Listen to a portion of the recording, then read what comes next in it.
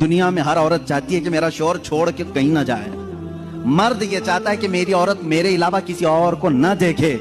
ان دونوں کے لیے چاہیے کہ کل قیامت کے دن جب فیصلہ ہو جائے، میرے آقا صلی اللہ علیہ وسلم نے فرمایا اگر دونوں کی نیکیاں آ گئیں، پاس ہو گئے، تو جنت میں بھی اللہ تعالیٰ انہیں ساتھ رکھے گا، اور اگر اس میں سے ایک بے نمازی تھا تو مرد دوزخ میں جا رہا ہوگا، عورت جنت میں جا رہی ہوگی۔ عورت بے نمازی تھی، مرد نمازی تھا، مرد جنت میں جا رہا ہوگا، عورت دوزخ میں جا رہی ہوگی۔